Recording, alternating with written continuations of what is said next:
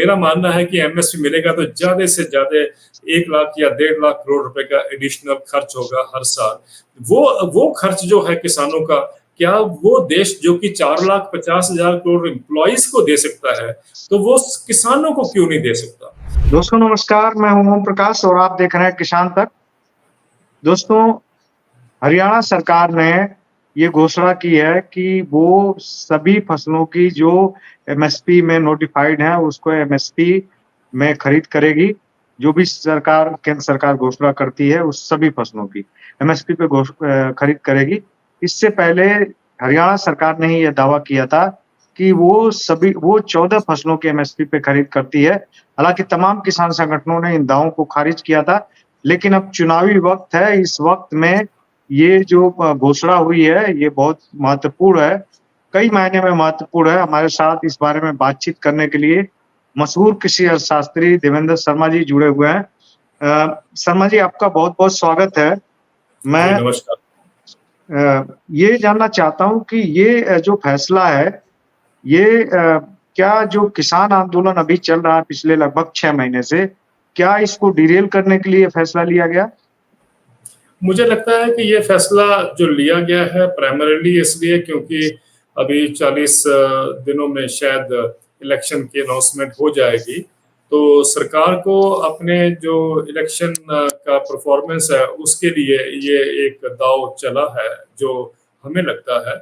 और इसी के उस अनुकूल सरकार ने ये अनाउंस किया है कि 24 फसलों पर हरियाणा सरकार जो है वो किसानों से जो उनका प्रोड्यूस है उस पर खरीदेगी। और लेकिन कोई बात नहीं की गई है कि भाई कैसे इसका लीगल फ्रेमवर्क क्या होगा, या इसका मैनेजमेंट का तरीका है वो क्या होगा, कितना इसके ऊपर खर्चा आएगा, कौन कौन सी फसल के लिए जो कहते हैं ना ब्यौरा चाहिए होता है पोर्टल पे, वो कहाँ पर मिलेगा या दिया जाएगा। ये सब बातें जो है जो डिटेल में आनी चाहिए, क्योंकि आफ्टर ऑल हम जानते हैं कि फसलों की खरीद करना कोई मामूली काम नहीं है। आई थिंक पूरा इंफ्रास्ट्रक्चर और एक सिस्टम उसके अनुकूल करना ये बहुत बड़ी रिस्पॉन्सिबिलिटी है। तो अक्सर तो यही माना जा रहा है, क्योंकि इलेक्शन आ रहे हैं तो उनको लगता है कि भाई किसानों के लिए कोई भी जुमला जो है वो चलेगा। तो अगर ये जुमला ही साबित होता है तब तो ये बहुत दुखदायक होगा। लेकिन अगर ये वाकई ही हम देखें कि सरकार सीरियस है और ये कहीं ना कहीं इंडिकेशन देती है कि आने वाले दिनों में वो उसका पूरा जो ब्यौरा है वो हमारे सामने देगी या डिटेल्स जो है वो प्रस्तुत किए जाएंगे, तब तो मुझे लगता है कि बहुत सराहनीय कदम है। तो इससे ये कहा जा रहा है कि ये जो किसान आंदोलन है, इसको ये कमजोर करने के लिए ये सारी चीजें हो रही हैं कि ये पोर्ट्रे किया गया पहले कि हरियाणा पंजाब का किसान आंदोलन है। अब ये कहा जाएगा कि हरियाणा सरकार ने तो सब दे दिया, तो फिर आप क्यों ये सब कर रहे हैं, क्यों आंदोलन कर रहे हैं? तो क्या ये जो राष्ट्रीय मुद्दा बना है कि एमएसपी की लीगल गारंटी का या जमीन अधिग्रहण का या कर्ज मुक्ति का जो मुद्दा है, फसलों के बीमा का जो मुद्दा है, ये जो राष्ट्रीय मुद्दे बन चुके हैं ये सारी चीजों के, क्या इसको डिरेल करने के लिए ये सब हो रहा कि एक राज्य में कर दो और बाकी ये सब सारा विमर्श गायब हो जाएगा?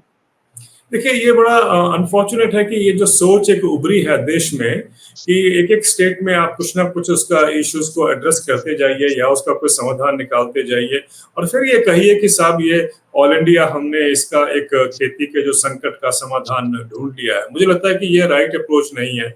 जिस तरीके से कहा जा रहा है कि साहब ये इसको डिरेल करेंगे जो किसान आंदोलन है, मुझे नहीं लगता, क्योंकि किसान आंदोलन तो बहुत क्लियर है कि उनको क्या चाहिए। वो चाहते हैं कि सारे देश में एमएसपी की जितनी भी फसलें हैं, जो 23 फसलें हैं, उनके ऊपर एक कानूनी जो गारंटी दी जाए।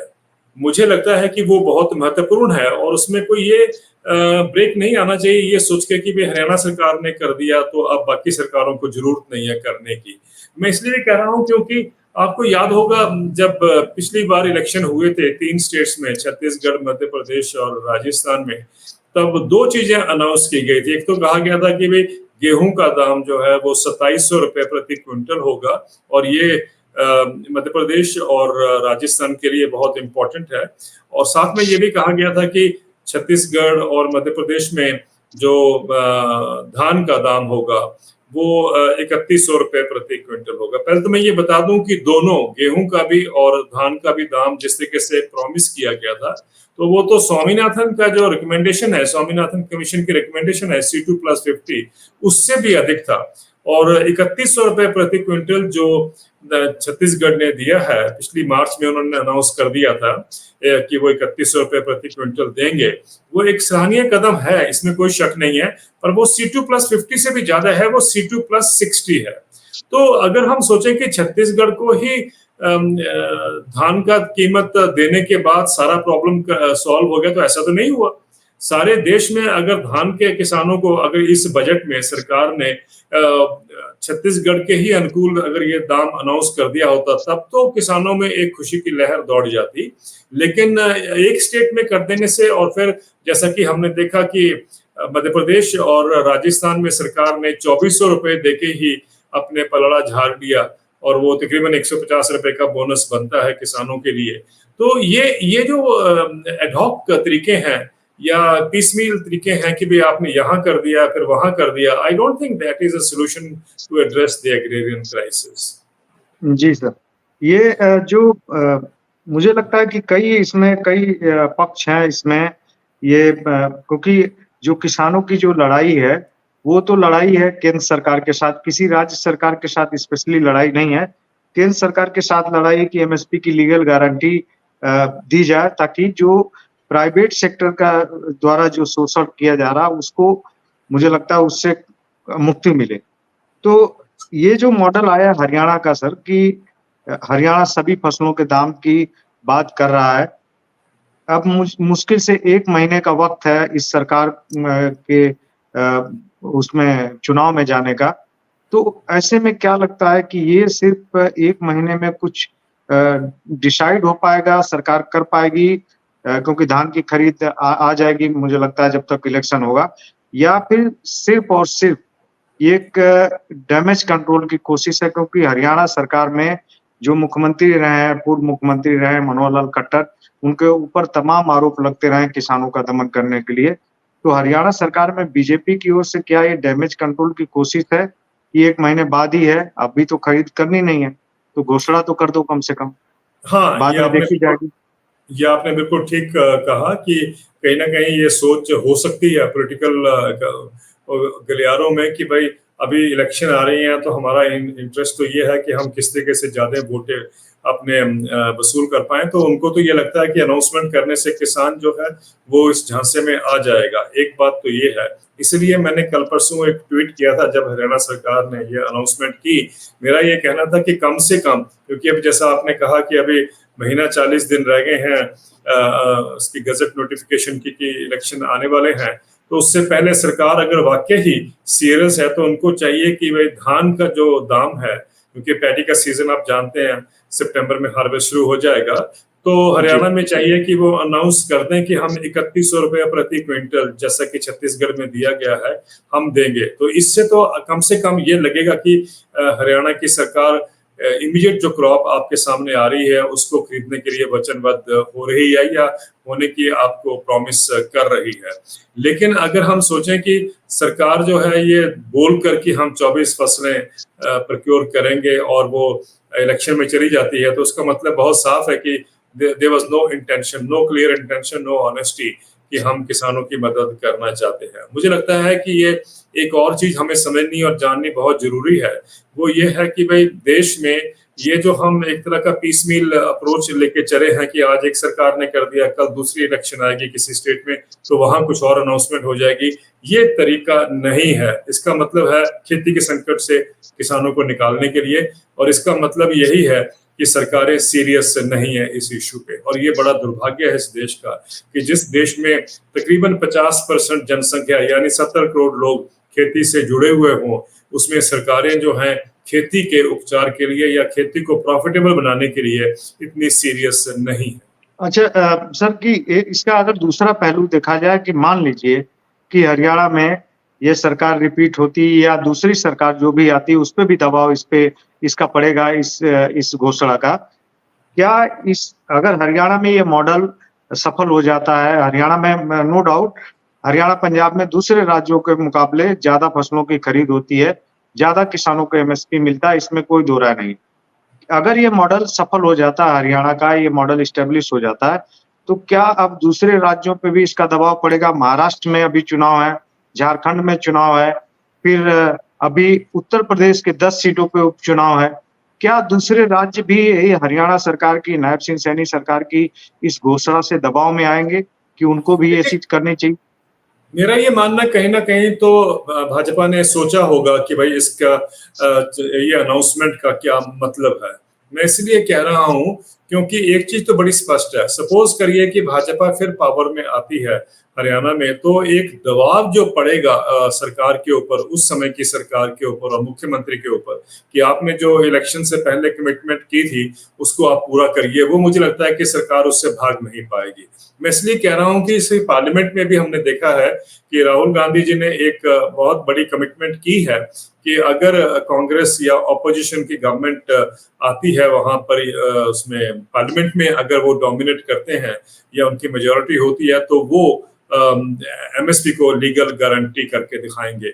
ये कमिटमेंट है। अब उस कमिटमेंट को जैसे ही मौका मिलेगा, अगर वो जो अपना विरोधी दल है वो सत्ता में आते हैं, तो मुझे लगता है कि किसानों का बोझ या दबाव पड़ेगा कि आप अपनी कमिटमेंट को पूरा करिए, और किसी भी लीडर के लिए उससे निकलना मुश्किल हो जाता है अगर ये commitment at that particular level या स्टेज पे हुई हो। इसी तरीके से मुझे लगता है कि हरियाणा में भी सरकार निकल नहीं पाएगी अगर भाजपा की सरकार दोबारा बनती है, क्योंकि किसानों का इस पे गुस्सा रहेगा, किसानों का इस पे क्या कहते हैं दबाव भी रहेगा कि अपनी कमिटमेंट को पूरा करिए। तो मुझे लगता है कि वो एक बड़ी गंभीर सिचुएशन हो सकती है रूलिंग पार्टी के लिए उस समय। लेकिन उससे अच्छा ये होगा कि सरकार हमें यह अभी दिखाए कि वो कैसे इस चीज को करने के लिए वचनबद्ध है या कैसे करना चाहती है, वो ज्यादा इंपॉर्टेंट होगा। और अगर ये करने को तैयार है, तो जैसा आपने कहा, बाकी स्टेट्स में भी फिर इस चीज का दबाव जरूर पड़ेगा। इसका मतलब ये है कि हम एक एक करके जो है किसानों की जो एड्रेस करने की कोशिश कर रहे हैं उनकी दिक्कतों को, उससे अच्छा होगा कि हम एक ही बार में पार्लियामेंट में हम ये घोषणा करें, हम यह एक कानूनी अधिकार किसानों को दिलाएं कि वे सारे देश में जो फसलें हैं वो सरकार एमएसपी पे, और एमएसपी भी मेरा ख्याल है कि अब कहीं ना कहीं क्लैरिटी आनी चाहिए कि ये स्वामीनाथन फाउंडेशन की जो रिकमेंडेशन है, स्वामीनाथन कमीशन की जो रिकमेंडेशन है, उनके अनुकूल एमएसपी की बात कर रहे हैं। ये A2+FL जो सरकार क्लेम करती है, यानी आउट ऑफ पॉकेट एक्सपेंसेस और फैमिली लेबर को मिलाकर जो कहा जाता है कि हम 50% ज्यादा उसके प्रॉफिट दे रहे हैं किसानों को, वो नहीं। हमें चाहिए ये कि स्वामीनाथन कमीशन के हिसाब से रिकमेंडेशन दें कि एमएसपी को हम उसको कानूनी अधिकार हरियाणा में बनाते हैं, तो कम से कम उसकी एक नोटिफिकेशन तो लेके आनी पड़ेगी ना कि आपने उसको कानूनी अधिकार बनाया है, या आप ये वचनबद्ध हैं कि जो भी फसल मार्केट में आएगी वो आप खरीदेंगे। क्योंकि जब आपने कहा कि 24 फसलें आप खरीदेंगे, इसका मतलब है कि सारी फसलें तकरीबन जो मार्केट में आएंगी वो सरकार खरीदेगी। तो उसके लिए एक इंफ्रास्ट्रक्चर भी चाहिए, उसके लिए एक नीयत भी चाहिए, उसके लिए सबसे बड़ी इंपॉर्टेंट चीज है कि आपको कहीं ना कहीं एडमिनिस्ट्रेटिव के जो तरीके हैं या गवर्नेंस के जो पैटर्न है उसमें ये दिखाना पड़ेगा, एस्टेब्लिश करना पड़ेगा कि आप वाकई ही इसको करने के लिए सीरियस हैं। मुझे लगता है कि ये इंपॉर्टेंट स्टेप है, लेकिन कम से कम जब तक हम सीरियसनेस को नहीं देख पाते हैं तब जाके हम मानेंगे कि वाकई ही ये एक सीरियस है। अगर बाद में कहीं ये बोला जाए कि साहब वो तो जुमला था, जैसा कि आपने जाना ही है, वो 15 लाख रुपए हर एक के अकाउंट में आना, वो बाद में कहा गया कि जुमला था, और कहीं बाद में यहाँ पर भी कहा गया कि ये तो किसानों के साथ जुमला था। I think that will be very unfortunate. अभी इस पे एक जो आपने बात कही राजस्थान और मध्य प्रदेश की, हमने संकल्प पत्र इनका पढ़ा था। संकल्प पत्र में 2700 रुपए की बात कही गई थी, मोदी जी के नाम पे गारंटी दी गई थी। वो गारंटी उन्होंने पूरा नहीं किया। अब हरियाणा में एक नया सिगुफा ये चला गया, अभी तो सिगुफा ही कहा जाएगा क्योंकि चुनावी वक्त है। लेकिन एक सवाल और तमाम हमारे दर्शक बार बार पूछते हैं, हम लोग भी डेली लाइव में रहते हैं किसान आंदोलन को लेकर के, उसमें भी ये सवाल बार बार आता है कि क्या ये व्यवहारिक है एमएसपी की गारंटी देना? क्योंकि बहुत ये बड़ा एक परसेप्शन बना हुआ सोसाइटी में कि नहीं, इससे जो है इससे बहुत बड़ा नुकसान होने वाला कुछ सरकार का और लोगों का नुकसान होने वाला है। तो उस पे मैं चाहता हूँ कि ये इसी धारणा बहस के बीच में जी ये धारणा ओम प्रकाश जी, ये जानबूझकर बनाई गई है, और ये बनाई इसलिए गई है कि सबसे बड़ी दिक्कत जो है वो कॉर्पोरेट को है या एग्री बिजनेस इंडस्ट्री को है। बात यह है कि सारी दुनिया में हमने देखा है कि किसान का जो प्रोड्यूस है उसका कोई दाम नहीं होता, और जब वो मार्केट में आता है तो उसके औने पौने दाम लगते हैं। आप जानते हैं कि एक्सप्लॉयटेशन भयंकर होती है किसानों की, चाहे वो अमेरिका में हो, चाहे वो यूरोप में हो, चाहे वो भारत में हो। और हम मानते हैं भारत में तकरीबन 86% जो प्रोड्यूस मार्केट में आता है अधिकतर वो छोटे और मझले किसानों का होता है। लेकिन वो जो प्रोड्यूस है वो, क्योंकि सरकार सिर्फ 14% खरीदती है गेहूं और धान या कुछ और फसलें जो टाइम टाइम पे खरीदती है सरकार, तो सिर्फ 14% की खरीद होती है और एमएसपी पर, और बाकी देश में जो है वो एमएसपी के नीचे यानी डिस्ट्रेस सेल पे माल बिकता है, और उसी से किसानों को घाटा होता है। तो अगर आज हम इस बात को, जब तक हम प्रयास नहीं करते, एक ऐसा मैकेनिज्म नहीं लेके आते कि भाई किसान को भी एक गारंटेड इनकम मिले, मुझे नहीं लगता कि हम किसान को कभी भी इस गंभीर संकट से निकाल पाएंगे जिसमें किसान चक्रव्यूह में जो है वो हर साल धंसता जा रहा है या उसके अंदर घुसता जा रहा है या उसको फोर्स किया जा रहा है उसके अंदर। आपका ये कहना कि व्यवहारिक नहीं है, ये बिल्कुल गलत है। मेरा मानना है कि जो हमारे सरकारी मुलाजिम है, अब आप मुझे बताइए, एक इसी के उसके उसमें इशू के साथ ही मैं एक रिलेट करना चाहता हूँ एक इशू, कि जब हमारे देश में 7वां वेतन आयोग आया था तो उसमें हम जानते हैं कि पहले वो सेंट्रल गवर्नमेंट के एम्प्लॉइज और पेंशनर्स के लिए था, तकरीबन 1,02,000 करोड़ रुपए का खर्चा था, सालाना अतिरिक्त खर्चा था ये। जब ये पता चला कि सारे देश में जब ये इम्प्लीमेंट हो जाएगा, यानी ऑटोनोमस बॉडीज में, कॉलेजेस और यूनिवर्सिटीज में सबको मिलाकर, तो क्रेडिट स्विस ने कहा था कि 4,50,000 करोड़ से लेके 4,80,000 करोड़ रुपए का अतिरिक्त बोझ पड़ेगा सरकार के ऊपर। कभी किसी ने नहीं कहा कि साहब ये पैसा कहाँ से आएगा, ये बर्डन बहुत ज्यादा है कि हमारी गवर्नमेंट उसको सह पाएगी कि नहीं सह पाएगी, हमारी इकोनॉमी सह पाएगी कि नहीं सह पाएगी। मैं इसलिए ये बात दोहरा रहा हूँ कि जब भी किसानों की बात होती है तो हमारे देश में ये कहा जाता है कि साहब ये बोझ जो है हमारी अर्थव्यवस्था को सारी अर्थव्यवस्था बिगड़ जाएगी या अपसेट हो जाएगी। मेरा ये कहना है कि जब 4,50,000 करोड़ रुपए के अतिरिक्त बोझ से किसान देश की अर्थव्यवस्था को कोई फर्क नहीं पड़ा, तो हम ये कैसे कह सकते हैं कि भाई किसानों को जब एमएसपी मिलेगा, और मेरा मानना है कि एमएसपी मिलेगा तो ज्यादा से ज्यादा 1 लाख या 1.5 लाख करोड़ रुपए का एडिशनल खर्च होगा हर साल। वो खर्च जो है किसानों का, क्या वो देश जो कि 4,50,000 करोड़ एम्प्लॉइज को दे सकता है, तो वो किसानों को क्यों नहीं दे सकता? मैं इसलिए सवाल कर रहा हूं कि एम्प्लॉइज तो देश के 4 या 5% होंगे पॉपुलेशन का हिस्सा, किसान तो तकरीबन 50% है। आप देखिए कितने देश के लोगों को आप इकोनॉमिक बेनिफिट दे रहे हैं, उससे जो डिमांड क्रिएट होगी वो एक बूस्टर डोज नहीं होगा, वो रॉकेट डोज हो जाएगा देश की इकोनॉमी के लिए। लेकिन अनफॉर्चुनेटली ये कि हमारे देश की इकोनॉमी, हमारे देश के इकोनॉमिक स्ट्रक्चर जो है वो इंडस्ट्री द्वारा ही डिजाइन किया जाता है, और हमारे देश के इकोनॉमिस्ट हैं जो हैं वो, मुझे अफसोस नहीं इस बात को कहने, क्योंकि वो इंडस्ट्री की ही सेवा करने में जुटे हुए हैं। अभी देखिए ना, दिल्ली में एक इंटरनेशनल कॉन्फ्रेंस हो रही है एग्रीकल्चरल इकोनॉमिस्ट की, ICAE, और वो पहली बार इतने कई सालों बाद भारत में वो कॉन्फ्रेंस हो रही है। आज दुनिया में सबसे भयंकर इशू या गंभीर इशू है किसानों को दाम नहीं मिलना या किसानों को डिस्ट्रेस सेल को सहना पड़ता है, चाहे वो मैंने आपसे पहले कहा यूरोप हो या अमेरिका हो या भारत हो। क्या कारण है कि हम जो दुनिया के इकोनॉमिस्ट दिल्ली में मिल रहे हैं वो इसकी बात ही नहीं कर रहे हैं? उनको कोई फिक्र ही नहीं है कि भाई किसानों की इनकम जो है वो गारंटेड होनी चाहिए, कि ठीक होनी चाहिए, या इकोनॉमिकली वायबल होनी चाहिए, प्रॉफिटेबल होनी चाहिए। कहीं चर्चा ही नहीं हो रही है। वहां तो वो जो डाइवर्शन करने हैं टॉपिक्स को, उस पर चर्चा ज्यादा होती है कि अफ्रीका को बाकी एशिया से सीखना चाहिए कि हरित क्रांति कैसे नहीं। ये कोई बातें हैं करने की? आज दुनिया में गंभीर संकट है खेती के ऊपर। अभी हमने देखा पिछले 2-3 महीने से पहले, अगर आपको याद होगा, साल के शुरुआत में तकरीबन 4 महीने यूरोप के देशों में फार्मर्स प्रोटेस्ट हुए हैं। लेकिन कहीं आपने देखा कि जो एग्रीकल्चर इकोनॉमिस्ट की कॉन्फ्रेंस में कहीं इसकी चर्चा हुई हो?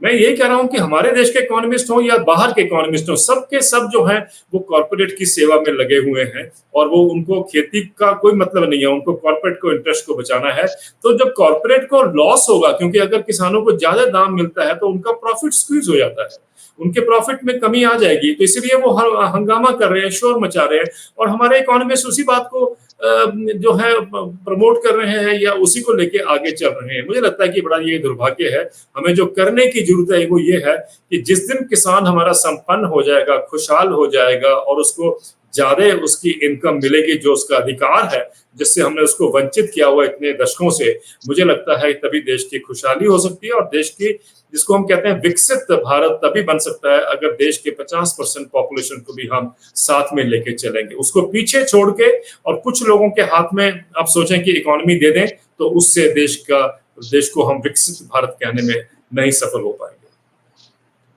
आपने सर ये 4.5 लाख करोड़ की बात कही है।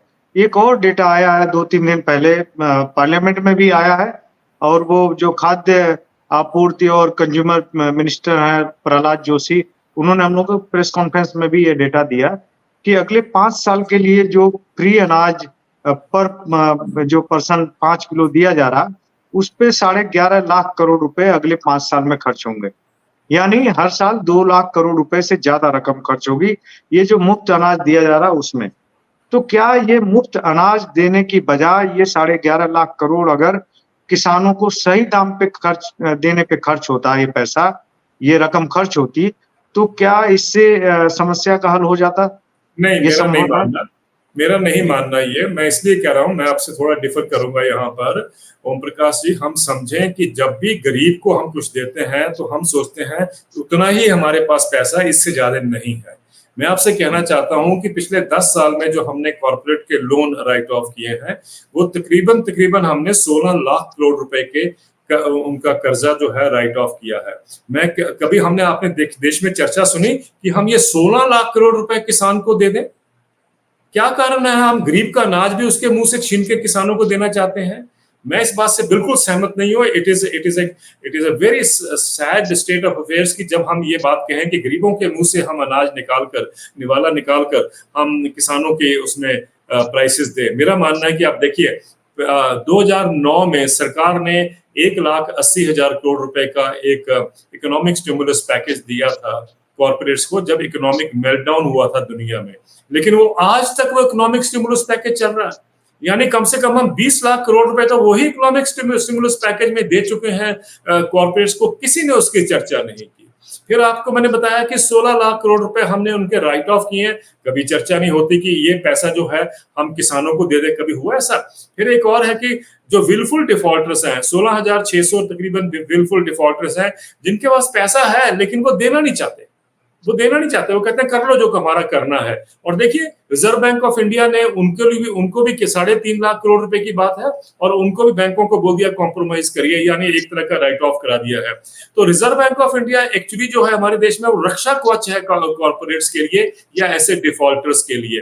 रिजर्व बैंक ऑफ इंडिया पे सवाल खड़ा होना चाहिए कि क्या कारण है कि आप छोटा किसान अगर या कोई भी किसान हो देश का, अगर वो डिफॉल्ट करता है तो वो तो जेल में जाता है, और जब कॉर्पोरेट्स डिफॉल्ट करते हैं तो आप कहते हैं कि उनको छूट दे दी जाए। मुझे लगता है कि जब तक हम इस सोच को नहीं उसके ऊपर उठेंगे या बात करेंगे तो ये सोच चलती रहेगी। तो I think it is time to understand कि गरीब को जो देना है उसका हक है, उसका अधिकार है, ये हमारे देश का दायित्व भी है। लेकिन जो किसान को देना है वो भी हमारा दायित्व है। लेकिन जो कॉर्पोरेट पे हम लोग निछावर करते हैं एक तरह का अपने रिसोर्सेज को, वो हमारा दायित्व नहीं है। और ये कहा गया था, अगर आपको याद होगा, सितंबर 2019 में कोविड से पहले जब कॉर्पोरेट्स को 1.5 लाख करोड़ रुपए का कंसेशन दिया गया था, यानी कॉर्पोरेट टैक्स में कंसेशन दिया गया था, टैक्स कट्स दिए गए थे, और तब ये कहा था कि सब ये कट्स हम तब दे रहे हैं ताकि देश में इंडस्ट्रियल ग्रोथ होगी, एम्प्लॉयमेंट क्रिएट होगी। आज हमने देख लिया है कि सबसे ज्यादा प्रॉफिट इस समय कॉर्पोरेट्स का है, लेकिन जो एम्प्लॉयमेंट जनरेट होनी चाहिए वो तो नहीं हुई। वो अपने ही देश में इन्वेस्ट नहीं कर रहे हैं। तो इसका मतलब है साफ, जो हमने 1.5 लाख करोड़ रुपया 2019 में उनको दिया था, वो हर साल का था। हर साल 1.5 लाख करोड़ रुपया वो उनको एग्जम्पशन मिल रही है। कभी किसी ने कहा कि ये एग्जम्पशन मत दीजिए, ये किसान को दीजिए? मेरा दावा है आपसे ओम प्रकाश जी, ये 1.5 लाख करोड़ रुपए है, ये एमएसपी को सारी फसलें जो हैं, 24 फसलें जिसकी आप बात करते हैं, अगर हम शुगर केन को मिला लेते हैं, तो इन सब का जो एमएसपी का लीगल का जो हम अगर फ्रेमवर्क लाते हैं, तो उस पर एडिशनल जो बर्डन होगा वो 1.5 लाख करोड़ रुपए में हम आराम से उसको मीट कर पाएंगे। तो हम कॉर्पोरेट को जो दिया है, जो टैक्स कट कंसेशन जो दिए हैं या टैक्स कंसेशन दिए गए हैं, वो गलत थे, और वो जो है वो जाने चाहिए थे किसानों के पास। ये किसानों को भी ये बात समझनी है। अनफॉर्चुनेटली हमारे किसान इस बात, इन चीजों को नहीं समझते या नहीं जानबूझकर उठाते हैं।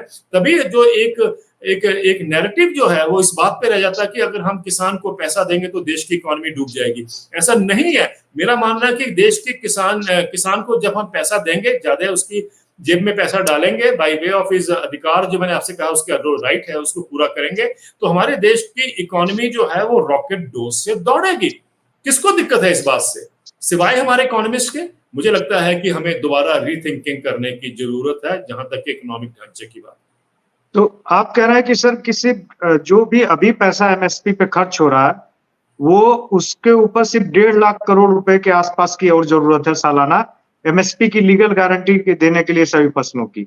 बिल्कुल, मैं यही कह रहा हूं, और मैं आपको कुछ दिनों में, हमारी एक कमेटी है 3 लोगों की, मैं आपको वो उसकी रिपोर्ट हम कुछ दिनों में पेश करेंगे देश के सामने, और ये बताएंगे कि साहब एमएसपी देना कितना अनिवार्य है, कितना जरूरी है और कितना पॉसिबल है। और ये जो हमें डराया जाता है कि साहब इससे देश की इकोनॉमी बैठ जाएगी या डूब जाएगी, ये उन लोगों के साथ, ये उन लोगों ने ये प्रोपेगेंडा किया है जिनका मैंने आपको पहले बताया, उनका जो प्रॉफिट है, मार्जिन जो है, प्रॉफिट मार्जिन, वो स्क्वीज कर जाएगी। तो वो लोग शोर मचा रहे हैं, और हमारी आम जनता है, ये तो मैं हर बार कहता आया हूं, ये सिर्फ हमारे देश में हिंदू वर्सेस मुस्लिम नहीं है जो हम देखते आ रहे हैं। एक शहरी वर्ग जो है वो भी किसान के वर्ग के खिलाफ खड़ा है, और मैं उसके लिए इतना ट्रोल सहता हूं। जब भी मैं कहीं लिखूं कि किसान को ये दिक्कत है, तो शहर के लोग मुझे कहते हैं कि ये तो क्या कहते हैं, इनको जरूरत नहीं है, ये देश के ऊपर बोझ है, इनको तो मर जाना चाहिए। ऐसी बातें मुझे कही जाती हैं। इसका मतलब साफ है कि एक बहुत बड़ा तबका जो है इस नैरेटिव को बिल्डअप करता है कि किसानों को किसी चीज की एडिशनल जरूरत नहीं है। लेकिन मैं आपसे कहना चाहता हूं कि OECD, organisation for economic cooperation and development, जो कि दुनिया का रिचेस्ट ट्रेडिंग ब्लॉक है, उनका अध्ययन कहता है कि भारत का किसान, हालांकि हमारी सरकारें कहती हैं कि हम बहुत कुछ कर रहे हैं किसानों के लिए, हमने ये स्कीम लेके आए, वो स्कीम लेके आए, आप सुनते हैं इस बात को, लेकिन OECD की रिपोर्ट कहती है कि सन 2000 से, क्योंकि उससे पहले वो स्टडी नहीं होती थी, सन 2000 से लेके अभी तक भारत का किसान दुनिया में 54 मेजर इकोनॉमीज में एक ऐसी कंट्री है इंडिया, जिसका किसान जो है वो भगवान भरोसे है। बाकी सब कंट्रीज में बजट के प्रावधान से या मार्केट के जो फैक्टर्स को इंक्लूड कर लिया जाए, जो शॉर्टफॉल रह गया वो बजट से कवर अप करते हैं, उससे उन्होंने किसान की भरपाई की है। हमारे देश में हमने भगवान भरोसे किसान को छोड़ दिया। तो सर ये जो नैरेटिव बनता है, इसमें बार बार ये भी कहा जाता है कि जो कई सारे दिल्ली दरबार के इकोनॉमिस्ट हैं, उन्होंने ये बोला कि ये तो 17.5 लाख करोड़, किसी ने बोला, किसी ने ये ऑफिशियल बयान दिया कि अगर एमएसपी की लीगल गारंटी दे दी गई तो भारत की जो इकोनॉमी है वो पाकिस्तान से भी बदतर हो जाएगी। ये सब हमने भी लिखा है समय समय पे कि इस तरह की आवाजें आती रही। लेकिन एक और चीज है उसमें कि किसान जो कुछ भी दे रहा है, किसान को जो मिल रहा है वो फ्री में नहीं मिल रहा। किसान अपना कुछ दे रहा है, इसलिए सरकार दे रही है, सरकार उसको आगे सेल आउट करेगी या फ्री में देगी, वो अलग चीज है। किसान को मुफ्त में तो नहीं मिल रहा, वो 1.5 लाख करोड़ या 17 लाख करोड़ ही मान लीजिए। ये जो 17 लाख करोड़ का जो एक नैरेटिव फैलाया गया, बहुत सारे लोग डराते हैं इससे, क्या इसमें कोई जरा भी सच्चाई है? कैसे बिल्कुल लोग कह सच्चाई देते हैं नहीं है, और मैं ये चाहूंगा कि आपके माध्यम से भी और भी जो हमारे मीडिया के साथी हैं उनको भी इस पे सोच या करना चाहिए या गौर करना चाहिए कि 17 लाख करोड़ रुपया सिर्फ एक आपके अंदर डर पैदा करने के लिए ये प्रोपेगेंडा किया गया। वो डर पैदा किया लोगों में, और कई चैनलों ने उसको बीम किया, तो ऑब्वियसली लोगों के दिमाग में ये जाता है कि साहब ये पैसा कहां से आएगा। कभी किसी ने पूछा कि 16 लाख करोड़ रुपए कहां से आया जो कॉर्पोरेट को माफ किया गया है? मेरा मतलब कहने का कि डर देखिए कैसे क्रिएट किया जाता है और उसमें मीडिया का बहुत बड़ा योगदान है। और एक और बड़ी बात है कि जब हम किसान की बात करते हैं तो ये कहा जाता है कि साहब 2 एकड़ 2 हेक्टेयर वाला किसान है उसको तो आप सपोर्ट करिए, उससे ऊपर नहीं करिए। मुझे लगता है कि हमें एक चीज और करने की जरूरत हो गई है। मैं चाहता हूं कि किसान इस बात को बोले, और वो नहीं बोलते हैं तो शायद ये नैरेटिव जो है उसमें हम इम्पैक्ट या उसको इंटरवेंशन नहीं कर सकते हैं। जैसा मैं आपको बताना चाहता हूँ, अभी डिमांड शुरू हो गई है कि सब 8वां वेतन आयोग गठित किया जाए, क्योंकि कहा जा रहा है कि जीएसटी कलेक्शन बहुत हुई है, तो 8वां वेतन आयोग गठित किया जाए, यानी जो एम्प्लॉइज के लिए है ये डिमांड की जा रही है। मुझे कोई दिक्कत नहीं है, लेकिन मैं आपसे एक चीज कहना चाहता हूं कि जब हम डीए बढ़ाते हैं तो हम DA class 1, class 2, class 3, class 4 सबका बढ़ाते हैं। कभी हमने ये कहा है कि जो डीए हम साल में 2 बार बढ़ाते हैं वो हम सिर्फ क्लास 3 और क्लास 4 का बढ़ाएंगे, क्लास 1 और क्लास 2 का नहीं बढ़ाएंगे? जब हम कहते हैं कि 2 हेक्टेयर से जो कम जिसका रकबा है किसान का, उसको तो हम सपोर्ट करेंगे, उससे ज्यादा वाले किसान को हम सपोर्ट नहीं करेंगे। मुझे लगता है तो फिर उसी पैटर्न से एम्प्लॉइज को भी ये कर देना चाहिए कि हम क्लास 3 और क्लास 4 को तो हम डीए देंगे, क्लास 1 और क्लास 2 को नहीं डीए मिलेगा। वो करके दिखाएगा कोई इस देश में? और आप जानते हैं कि अगर आप भी कभी गोल्फ खेलने चले जाएं या गोल्फ कोर्स चले जाएं कभी ओम प्रकाश जी, तो उसमें 80 से 90% लोग जो गोल्फ खेल रहे होते हैं वो या तो आर्मी के टॉप के ऑफिसर होते हैं या ब्यूरोक्रेसी के टॉप के ऑफिसर होते हैं। क्यों? इन सबको 1.5 लाख 2 लाख के आसपास इनको पेंशन मिलती है, तो गोल्फ ही खेलेंगे। मेरा ये दुख नहीं है कि वो गोल्फ खेलते हैं, मैं चाहता हूं कि किसान भाइयों को क्यों ना पेंशन मिले कि वो भी जाके गोल्फ खेले।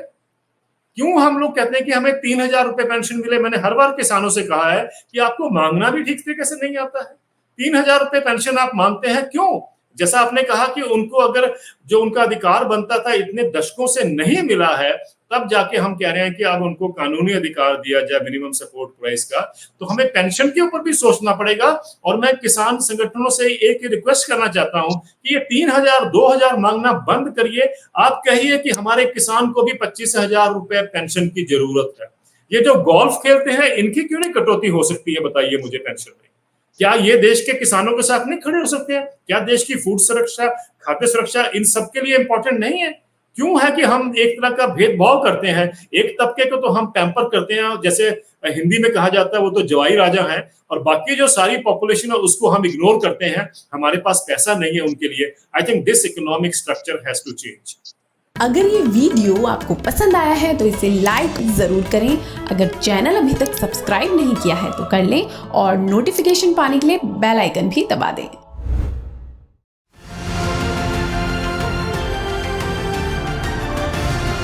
किसान तक खाना है तो उगाना है, किसान तक खाना है तो उगाना है, किसान तक खाना है तो उगाना है, किसान तक खाना है तो उगाना है, किसान तक खाना है तो उगाना है, किसान तक खाना है तो उगाना है।